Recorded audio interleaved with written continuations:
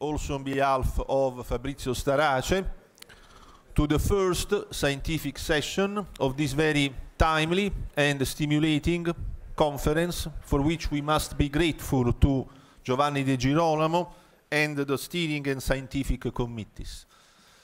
This session will provide us with the epidemiological background to the conference, with the most recent data from population-based longitudinal cohort studies about the prevalence and the course of mental disorders in young people, and will also provide us with some initial reflections about the kind of service provision which is most suited to the needs of young people with mental health problems. The three speakers of this session have in common the fact of being, on the one hand, prominent scientists, and on the other, influential opinion leaders and advocates, well known also to the general public. The first of them, Patrick McGorry, is today the most renowned and influential expert and advocate worldwide in the area of early detection and management of psychotic disorders. His work has been and is a source of inspiration for hundreds of clinicians and researchers worldwide, and has led him in 2010 to be named Australian of the Year, a recognition which testifies the interest that he has been able to raise to mental health problems of young people in his country and internationally. His presentation today will be indeed entitled Youth Mental Health, a Best Buy for Mental Health Reform. Patrick McGorry.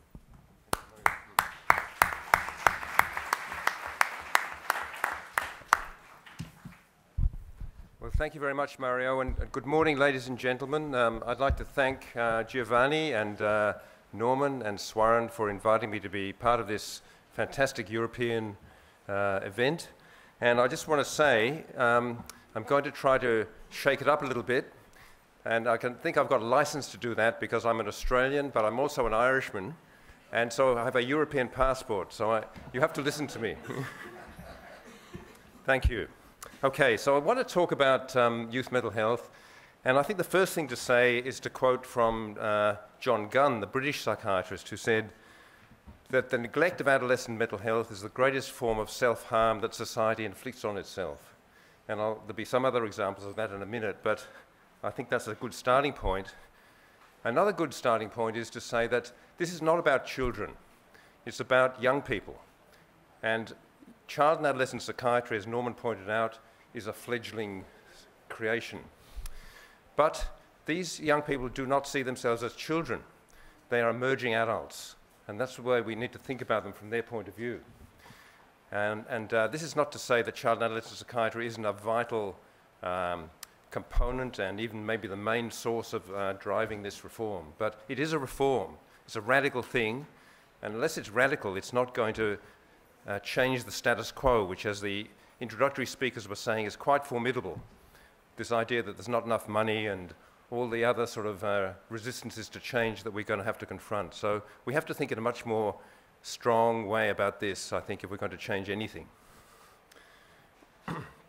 Now, so I'm going to try and talk about, even though talking to Norman last night, I'm not sure if I should have focused on the economics so strongly, but we'll start off there and see what people think. The argument is this is an investment. Unlike anything else in healthcare, it's an investment, not a cost, not a burden. The money is there. It's being wasted every day. We need to look at the boundaries of what we're doing and the need for care idea, diagnosis with utility. Then we need to think about how, I don't have much time to talk about this, but this is a very, very important thing. New treatments, new ways of intervening, non-traditional ways, novel ways. And finally, I'll go quite quickly over the first three things in the interest of time, but I do want to show you what new architectures and cultures of care we need to create to make sure we can actually do this job. Okay, so this is a cartoon from our main newspaper in Melbourne, which accompanied some material about mental health recently. And mental health in Australia feels much more like an awakening giant. It has got a lot of public support to invest and do something better in mental health, which, you know, I get the sense in Europe too, I'll come back to that in a minute, that that is also very possible, notwithstanding your pessimism about money. This was presented at a forum in London a couple of weeks ago, and also in Japan at the International Early Psychosis Conference by Emily Hewitt, and it's the OECD report called Making Mental Health Count, very important report. And they say here, the current weak state of mental health care is unacceptable. It is unacceptable. They pointed out at this meeting and also at another one in London, which they said that even with depression, which is a massive global problem, less than 10% of people in the OECD get anything approaching evidence-based care. 10% of people with depression. And we're not even delivering the treatments that we know work already. So this is madness. It has to be confronted. The economists are on our side. This is the World Economic Forum report from a couple of years ago. It shows that mental illness will add $16 trillion to erosion of GDP over the next 20 years. It's a bigger issue than cardiovascular disease, slightly, because of the age in which it strikes, because of it operates across the productive years of life, starting from adolescence and puberty right through, and it erodes our economic productivity. That is the most powerful argument we have, to say that it's an investment, not a cost, as long as we have effective ways of reducing the disability and the wasted potential. And this is the other meeting I was referring to, a very important meeting chaired by Kofi Annan in London a couple of weeks ago, and making that point that I already said about the very poor delivery of care, even with existing knowledge, even in rich countries. Another key paper on this theme from Nature a few years ago, talking about the mental wealth, the social capital that's involved in developing a young person to the threshold of productive life. You can see that the mental wealth, the social capital builds to the point of the threshold of adult life, the 22-year-old in World Bank terms, perhaps you could say. And if that person dies prematurely or becomes disabled or even doesn't fulfill their potential, they might survive. George is going to show you some amazing data in the next talk showing that many of these problems do resolve, but at what cost? You know, a disabled person who does not fulfill their potential, they manage to achieve remission, but they don't produce. They don't necessarily meet their potential. And many others, at least a third, if not more, become quite disabled. And this is something that we should be able to do a lot more about. In the Lancet, which I think some of you may have got a copy of, the current issue of the Lancet Psychiatry, Jeffrey Arnett talks about the developmental aspects of it. And this should appeal to child and adolescent psychiatrists. There's a whole new way of becoming an adult. The transition to adulthood is quite different these days, and it's more extensive, and he introduces this idea of emerging adulthood, which I think overlaps a lot with adolescence conceptually, but he does define some interesting new experiences and processes that young people have to go through to become mature, independent adults. We don't factor that into our training as psychiatrists properly. We're behind, 20, 30 years behind in this sort of thinking and what we're saying and training. And this meshes very well with the epidemiology which Giovanni and others have presented to you already. This is a snapshot of it from Australian data which shows exactly what Giovanni and others were saying, that there's a surge from puberty right through to the mid-adolescence, and then there's a desistance, there's a reduction in incidence and even a tendency to resolution beyond that.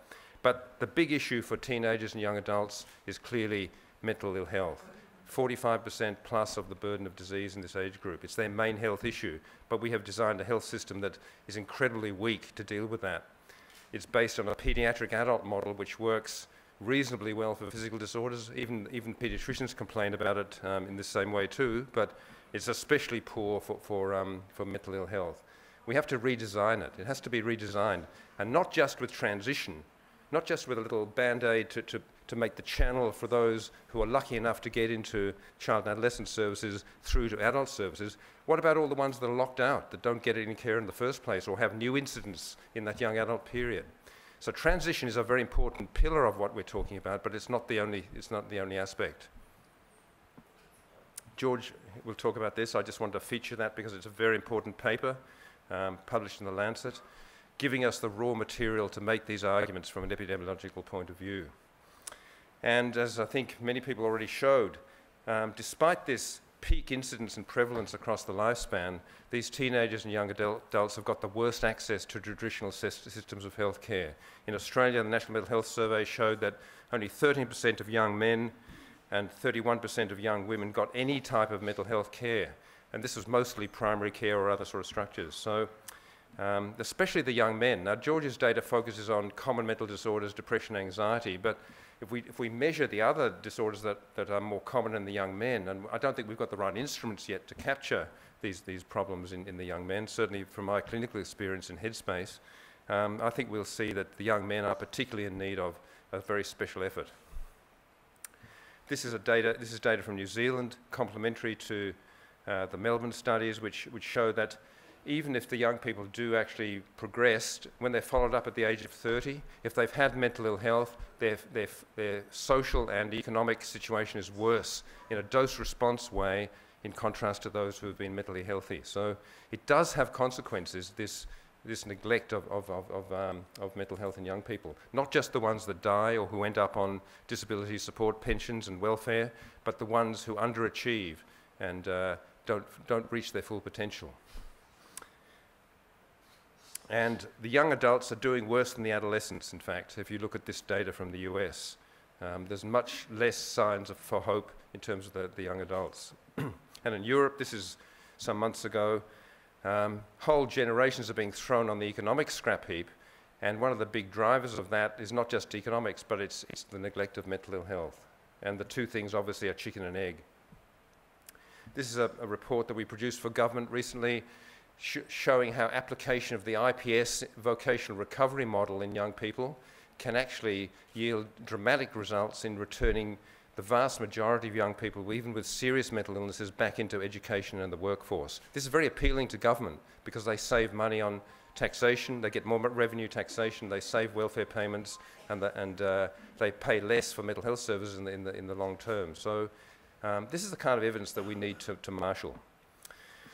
So that's the first section. The second section now about diagnosis, very controversial area, the whole issue of what is someone who needs some kind of care, need for care. Doesn't necessarily mean heavy-duty psychiatric care, but they need some kind of response because of their mental ill health. So that's the issue of diagnosis and the boundaries. We don't want to, as many people have accused us of, label people who are perfectly normal or people who have just normal everyday stresses and strains of life. That's not what this is about by any stretch of the imagination. This is a paper, I've hidden the photograph of the child psychiatrist who wrote this for his own protection, I would say. But this is a man who has been arguing in Australia, and this is something we could debate. He's sort of saying it's okay to suffer. Now, doctors are supposed to relieve suffering, but this child psychiatrist is saying suffering is good for you, basically, and it should be encouraged almost as a strengthening, resilience-building type thing. This is the kind of debate that we have to have in the public domain because some people are worried about us overreaching and medicalising everyday life. This is not what we're about. We're about relieving people who are clearly in need of help, who have a need for care, whose lives are heading off the rails, and we have to find a way. It doesn't have to be traditional medicalisation of the response, but some kind of help is warranted. You cannot just leave people in this situation because there's a risk of premature death and certainly a risk of vocational failure and many other. But this is a debate. I think it's a debate we should have at this conference. So, and I won't go into this because this is some of the many examples where healthcare is involved with normal people. Pregnancy, high-risk pregnancy, preventive health care. These are people who don't have symptoms or an immediate need for care, but it's a preventive activity. They are provided with various kinds of interventions. Transient illness, or even illness that causes suffering and disability but eventually resolves, that still warrants care. There are many examples in physical medicine where that's the case. Why should we have a different rule for mental health from physical health? It's not a level playing field. Why is it so contentious? Well, We could go into lots of these things, and I'm sure we will over the next couple of days. One of the problems is over-treatment, which paradoxically is a response to under-treatment. The fact that we're under-resourcing the system, we don't provide perhaps more sophisticated psychosocial and I suppose that type of intervention means that people end up getting over-treated with medication when they don't really need it and are exposed to greater risk.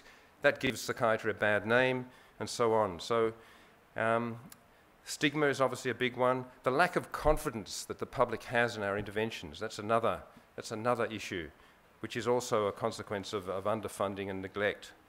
And so we get very inconsistent and poor quality care, which then produces a vicious circle. And the final thing is this soft bigotry of low expectations. We've got very low expectations about what people can achieve in terms of recovery in psychiatry and in mental health.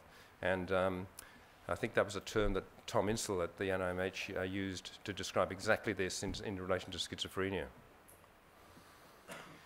So how are we doing? Well, in terms of prediction of psychosis, this is a meta-analysis showing that we can now predict with a 36% risk over 3 years of transition from a sub-threshold state into fully fledged psychosis.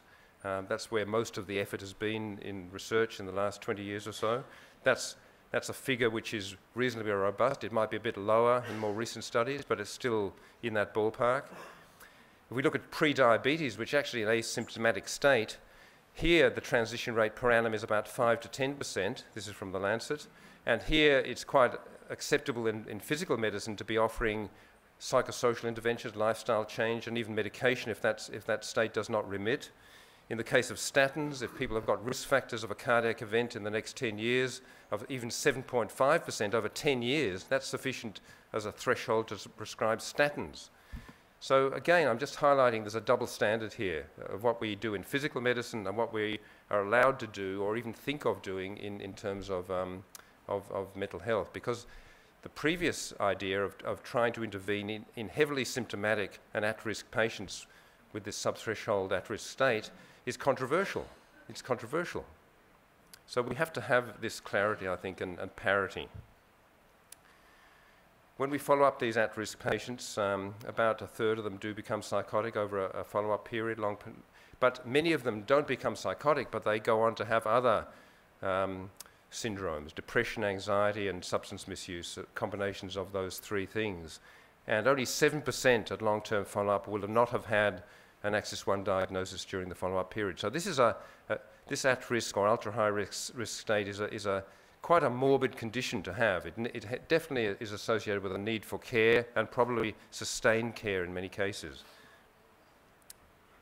And Antonio Preti is here. He did a meta-analysis of the studies. This is a more recent one from Holland showing that we can reduce the risk of transition to psychosis by about 50% in that first year by a range of different interventions, and probably the safest and most appropriate is CBT and related sort of treatments. So this is a very active area of research. There's a big international study which we're leading from Melbourne in 8 or 9 centres worldwide, which has recruited 300-odd patients, and we will report the results of this replication study of the omega-3 intervention next year in the US. So active area of novel treatments. But, you know, from the recent schizophrenia bulletin, we're not quite there yet. You know, we're getting there, but we are not. There's a lot more work to do there. We have to broaden the idea of this sub-threshold or at-risk state to other diagnostic areas across the whole diagnostic spectrum, and this involves an idea called staging, which you'd be familiar with. I think it was originally framed by an Italian, Giovanni Fava, so it's nice to be in Italy to give him credit for that. It's a subtyping strategy. It's a way of refining treatment selection, and it's based on the idea that you see in cancer, where if you treat people earlier, you have to treat them in a more safe way. You have to use more benign treatments, and you also expect them to do much better than if you treat them later. So if those two things are in place, then it's probably a valid model, but it's still heuristic. And if you want to read more about it, for those who haven't heard of this idea, there are many, many papers published in the last 5 or 10 years on this subject. What we can see is symptoms that don't emerge out of the blue. They evolve in patients, and they evolve, they emerge and they subside and they associate with other symptoms. This is how syndromes develop, how what we apply as diagnoses actually begins to make sense. But there is a need for care while this is happening in many cases. So we've developed a more flexible model which allows us to study treatment strategies across the diagnostic spectrum and also allows us to look at biomarkers according to stage as well as to syndrome, and also to tailor stepwise interventions in a safe and careful way. So I'm just putting this out there as a sort of a heuristic way of carrying out further research and clinical care to actually to improve our ability to work in these early stages of illness. And this is leading to these ideas, these concepts of staging and profiling, which is more personalizing and predicting more accurately in the individual case. There are ways statistically of doing this now, which a number of European researchers have contributed a lot to, Stefan Ruhrmann, Hanneke Wigman, and others. Machine learning is another technique that's being applied to this kind of data. But it has to be cross-diagnostic. The trouble is, in our mental health research world, we've got the schizophreniologists over here, and the bipolarists here, and the depressive people over here. We're not across the diagnostics categories in an appropriate way. We assume that they're disease entities in themselves, and they're obviously not. And biomarker-wise and treatment-wise, we have to think, and the youth focus gives us a chance to do that. We see these young people with these partial syndromes and significant impairment, and they're locked out of care very often because of that, but actually their need for care is very strong. Okay, and the biomarkers really are key to this. Now, the last part of my talk, I just want to talk and show you some of the progress that has been made to actually address the clinical needs and the needs of the patients and the families. I'm glad there was a family representative here today. Beyond the age of 18, so we allow families in after 18. The families are an integral part of our youth mental health system, but it does need a new architecture. And there's a missing piece. It's not just weak, it's missing in many places. And you might say, I've used this analogy in a number of ways, but for this audience, I think you could say CAMS is on the left and the adult mental health system is on the right, and there's a bit missing. I think Giovanni had some data which showed that you start to lose touch with the adolescents as they start to get a bit older, and then the adult system's not very interested in them at all until they're about 35 and they've got significant disability, and they're lost in between. There's a big missing piece. Now, luckily in this case, the building project was finished. So the challenge is, can we finish this building project? And it has to be an international partnership to do this, which is why this meeting is so important. In the Lancet issue, we've written a paper describing the experience that we have had over the last 10 years or so in Australia, and it has involved a primary care component, which is very important. It's not a matter of specialist child and adolescent adult services working out how to do this. It has to be done in conjunction with a very strong youth-focused primary care approach, which is stigma-free, and that will solve many of our problems if we can do that. So we use the analogy of the iPhone to describe the primary care model that we developed, and you can contrast it with the traditional system on the left. And what we have with the iPhone is bringing a whole range of interventions and need-based strategies together in the one place, a one-stop shop. Very simple idea, not original by any stretch of the imagination, and in an attractive, appealing thing that people want, young people in particular, want to be part of. They want to engage with it. And that's the iPhone. So it's the analogy. Our system has to feel like an iPhone if the young people are going to actually engage in it and use it. And it's not just the primary care level, which is the left hand, which is a multidisciplinary primary care, enhanced primary care with GPs, psychologists, vocational workers, drug and alcohol workers. Primary care, though, primary care setting. And it has to be backed up then by a specialist system which has real expertise in the more serious and complex forms of mental illness that emerge in this age group. And the decor, the culture is very important. And I think I'm going to show you two very short, I think I've got time to do it, two very short videos which give you a sense much more quickly than I can do in words. So this is the annual report of the Headspace program in Australia, which has been going for about 10 years. This is just hot off the press.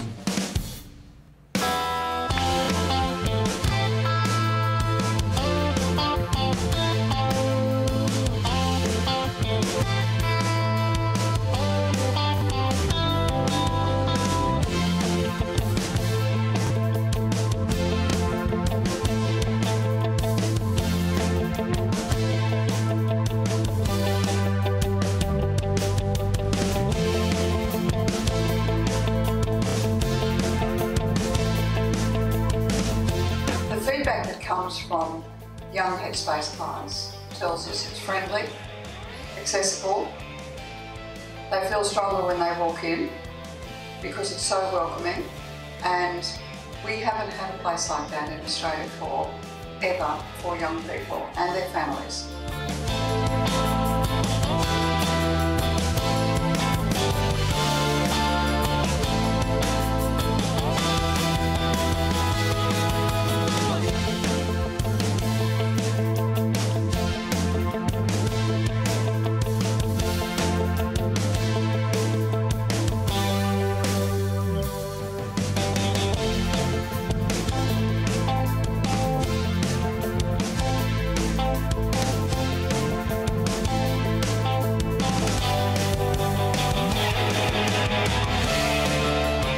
Carnage is important because it's a place where like-minded young people come together and make a difference, or at least try to make a difference, and that's really important. I mean, Headspace is a youth service. It's the National Youth Mental Health Foundation, so it makes sense and it's logical that there would be young people having a decent say in the operations of the organisation.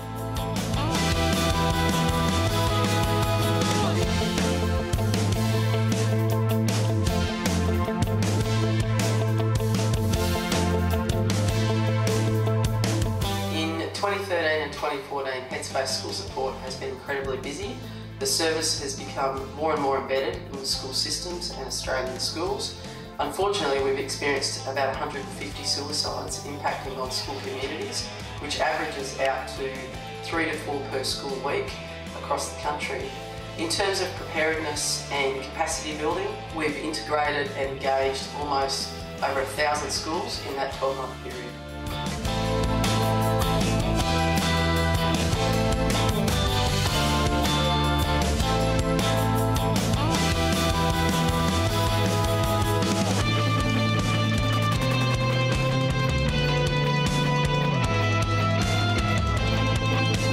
We've made substantial progress in rolling out the youth early psychosis program. What we need to remind ourselves of is that this is a fairly substantial build and requires us working with state governments as well as service providers to, and Headspace centres as well, to put the service on the ground. So it's fairly complex, it's a new system of care, and it's important that we get it right. We need to be able to demonstrate to the government and to other stakeholders that we're achieving the objectives that we set out to, and that we're improving the mental health and wellbeing of young people. In 2013, we implemented a major new way of collecting data to monitor what was happening across the Headspace initiative. We had published this year first article in the premier medical journal of Australia, which looks at and describes the characteristics of young people coming to the Headspace centres, why they're coming, what they're coming for.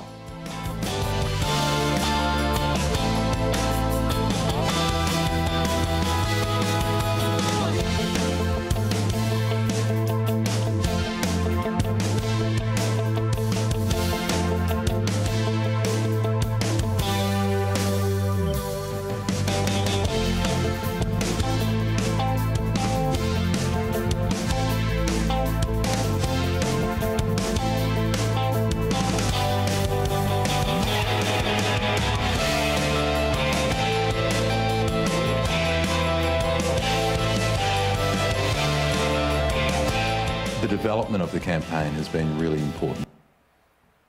Okay, I'll just cut that because I want to show you what a Headspace centre looks like.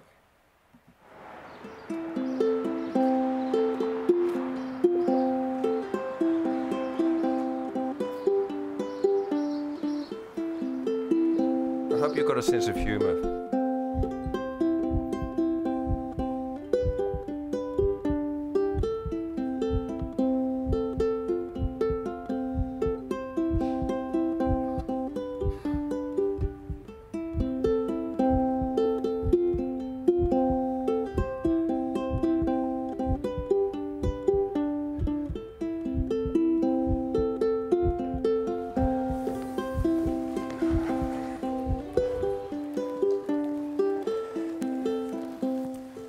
Headspace, how can I help you? Hi, I was wondering if I would be able to maybe speak to someone. Sure, have a seat and I'll grab someone for you. Thank you.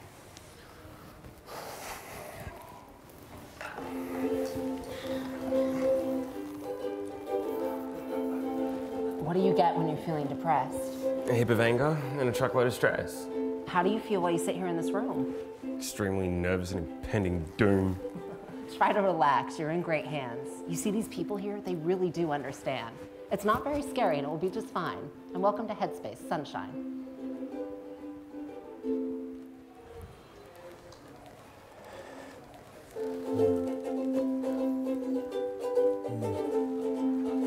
First you must see someone from the access team. They're helpful? Cool. And never mean. But what if I can't explain how I feel? No worries, young man. That's no big deal. We can just have a chat and see how it goes, and soon you'll find it all just flows.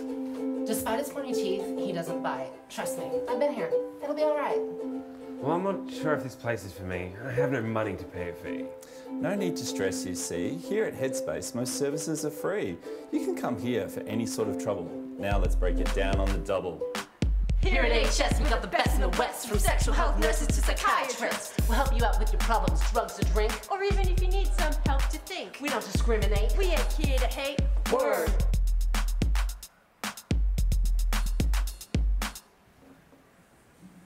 Yeah, so next we're gonna go and see the GP. They're really nice and so not creepy.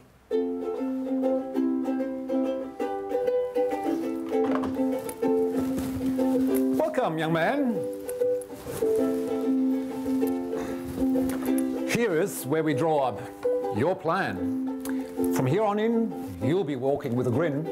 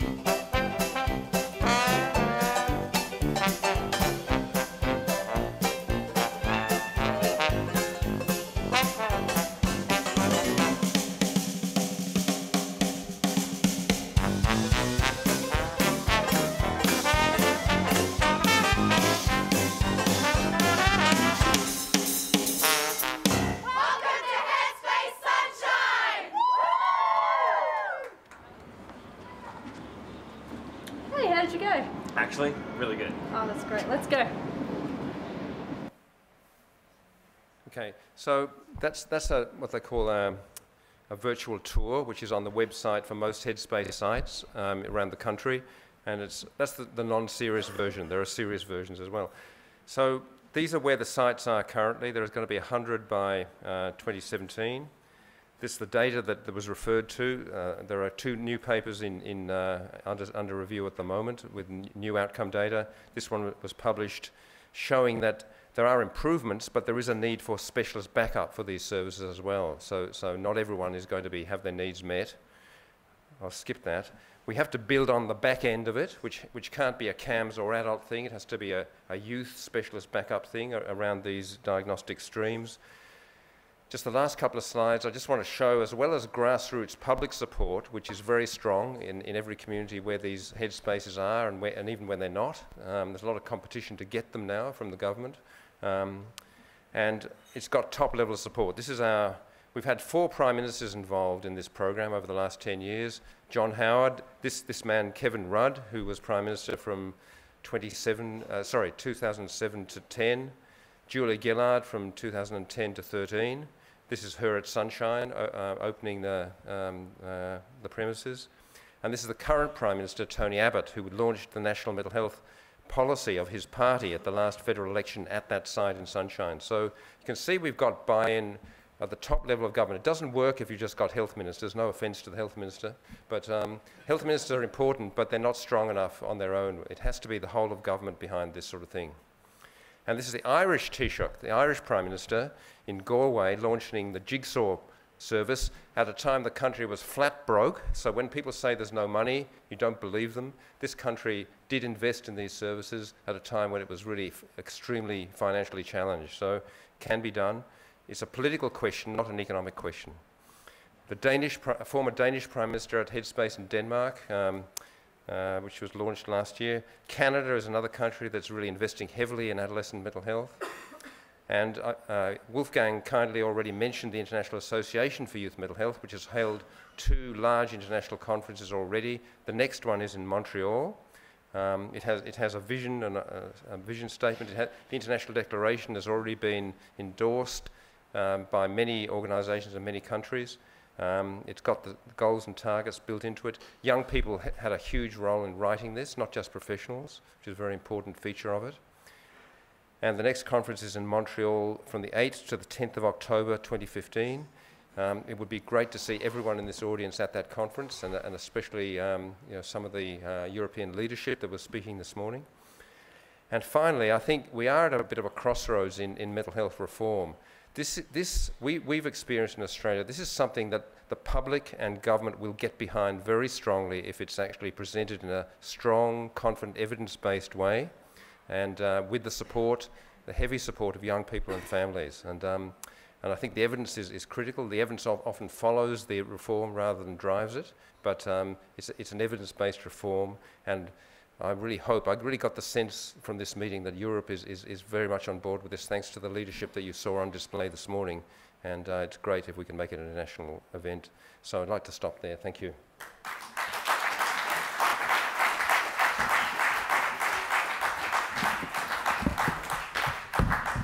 Thank you very much, Pat, for this very lively and stimulating contribution to our conference. We have time for a couple of very brief questions or comments, either scientific or political questions or comments. Please. Thank you very much for the stimulating talk. Well, one of the elements that you mentioned is that there is like a perception that therapeutic interventions are not quite effective. And I wonder if you can speculate more. Is it a fact, or is it because we as psychiatrists, as researchers, we're not very good in marketing our results? Thank you, Benedetto. Well, I think there was a paper by Stefan Leucht in Lancet, I think a couple of years ago, which showed that our treatments in psychiatry are just as effective as anywhere else in medicine, actually. But as you say, we don't market it in a good way. And also, because of the poor delivery of care around the world, many patients have bad experiences, despite the dedication of people working in the services. The neglect of mental health care has caused a situation in which the culture and the delivery of care is very poor, even in rich countries. And so psychiatry gets a very bad name from that.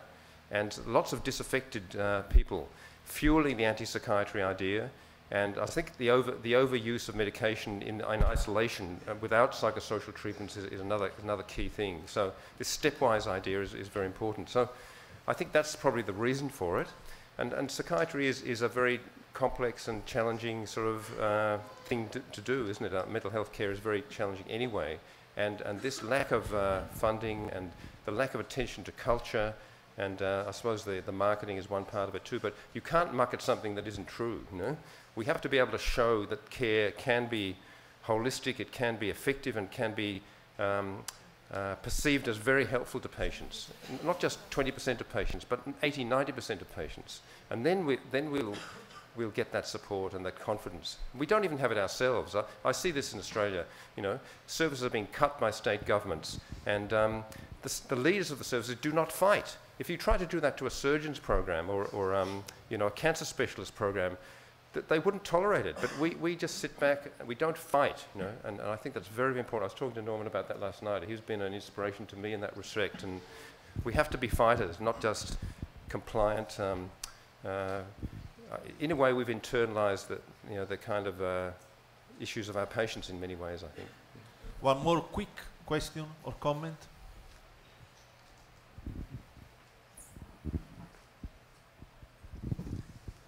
Just a question of definitions.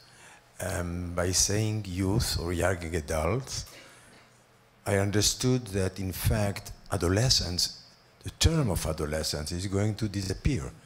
Now I think that developmentally speaking, adolescent brain, and socially speaking, I think that an adolescent of 15 years old is different by risk factors and developmentally than a young adult of 23 years old. So Do you mean that really adolescence is going to be swallowed by this term of youth? I hope so, because the young people themselves don't really like that term adolescence very much. I think your point's good though, Sam, in the sense that there are different developmental tasks from puberty right through to the mid-20s. I wouldn't say a 33-year-old is a young adult. I think we're talking about up to about the mid-20s or so. But you just see these young people together in these systems, and they look like a group. You know, the teenagers and the young adults, they fit together very well in this developmental context, and our services work very well culturally from that point of view. Of course, there are different issues, you know, as you quite rightly point out. I think we should ask the young people what terminology we should use, but accepting that there are different developmental stages even within that. But I would say those young people, the early adolescents, have got a lot more in common with the early adults, the emerging adults in the early 20s, than they have with 5-year-olds or infants, which is what we were talking about before. So I think it's not so much an issue for us, it's an issue for what the service users, you know, would feel comfortable in. That's a defining sort of principle, I think. And if you ask them, as we have in many countries now, they tend to agree with this idea of young people, emerging adults. They like that terminology better than adolescents or children. Certainly they don't like to be called children. Thank you very much again, Pat, for this wonderful contribution.